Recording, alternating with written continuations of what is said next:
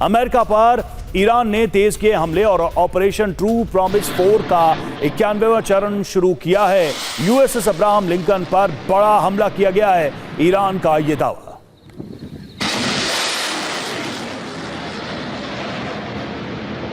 तो US Abraham Lincoln पर यह हमला किया गया, ईरान ने दावा किया है और लगातार अमेरिका को निशाना बनाने के लिए अपने ऑपरेशंस के नए चरण को लॉन्च किया जा रहा है। ऑपरेशन ट्रू प्रॉमिस 4 का 91वां चरण लॉन्च किया गया है और यूएसएस अब्राहम लिंकन को निशाना बनाया गया है।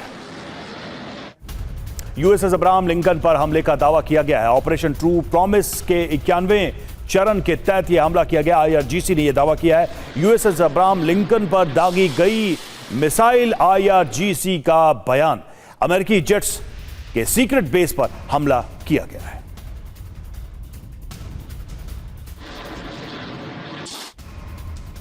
और दोबारा जंग में शामिल होने के लिए तैयार यूएसएस जेराल्ड फोर्ड, जी हां, क्रोएशिया से यूएसएस जेराल्ड फोर्ड ईरान के लिए रवाना। रिपेयरिंग के लिए क्रोएशिया गया था USS Gerald Ford. Wall street journal के हवाले से बड़ी खबर सामने आ रही है।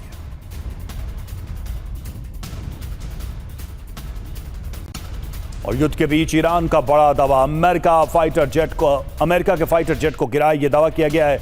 ईरानी सेना ने जारी किया है वीडियो।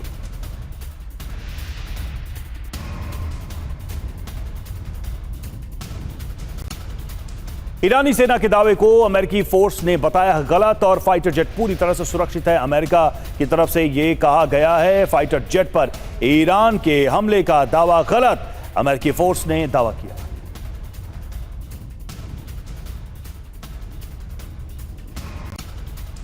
इधर इराक के इरबिल में भीषण तबाही, ईरान ने इरबिल पर किए ताबड़तोड़ हमले।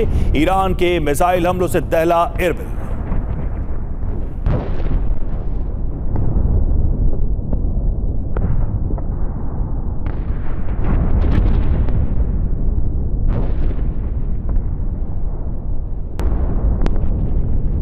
और इरबिल में ईरान की मिसाइल स्ट्राइक, अमेरिकी बेस के बाद कॉन्सुलेट पर हमला। एयर डिफेंस सिस्टम ने नाकाम किया है यह हमला। ईरान के हमलों से दहला पेटा टिकवा। पेटा टिकवा में ईरान ने किया है मिसाइल अटैक। पेटा टिकवा में इमारतें हुई तबाह, शहरों की सड़कों को पहुंचा है भारी नुकसान।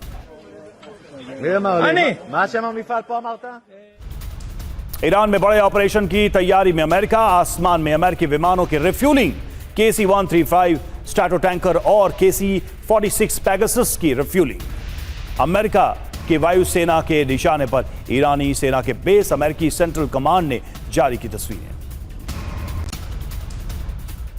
और अमेरिका ने तेज की ईरान की घेराबंदी, समुद्र में यूएसएस बालकेली की तैनाती। यूएसएस बालकेली से SM-3 इंटरसेप्टर से मिसाइलें की ध्वस्त, अमेरिकी नेवल फोर्स ने जारी किया वीडियो।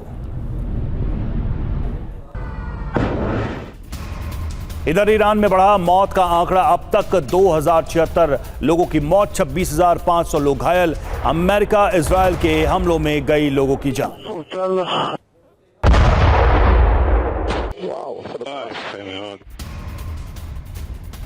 ईरान जंग पर टाइम मैगजीन का ट्रंप पर तंज, जंग से निकलने का कहां रास्ता, टाइम मैगजीन ने कटाक्ष किया है एक तरीके से ट्रंप पर। जंग से निकलने का रास्ता ढूंढ रहे हैं ट्रंप, टाइम मैगजीन ने कहा। टाइम मैगजीन ने कवर पेज पर लगाई ट्रंप की तस्वीर। और कराज ब्रिज उड़ाने के बाद ट्रंप का बयान, ईरान के साथ बातचीत आसान रास्ता। ट्रंप ने कहा ईरान हमसे बात क्यों नहीं करेगा, हमने ईरान के 3 पुलों को उड़ा दिया है, इजरायल को जो कहूंगा वही करेंगे।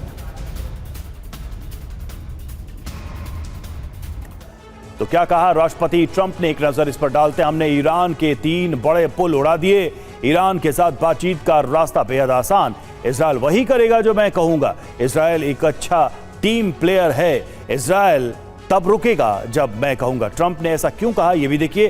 ट्रंप खुद को बॉस दिखाना चाहते हैं, बताना चाह रहे हैं कि वो स्ट्रॉन्ग लीडर हैं, ईरान पर डील के लिए दबाव बनाना चाहते हैं।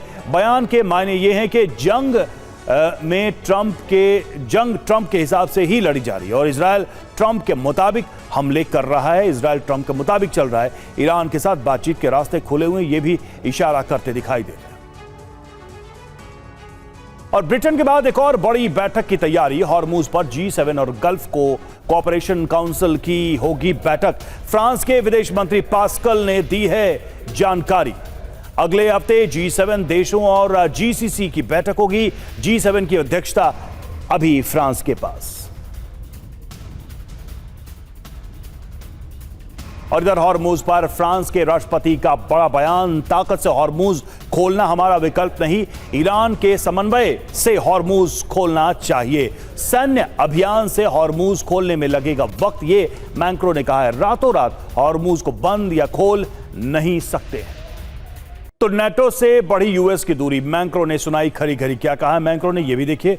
ट्रंप के संबोधन पर ट्रंप का बयान अच्छा नहीं था, ट्रंप को गंभीर होना चाहिए। अपनी ही बात से अगले दिन पलट जाते हैं, ये वो कह रहे हैं। और ट्रंप को हर रोज बोलना ही नहीं चाहिए, ये भी सलाह देते नजर आ रहे हैं। ट्रंप को स्थिति को शांत करना चाहिए, ये मैक्रो की तरफ से कहा गया है।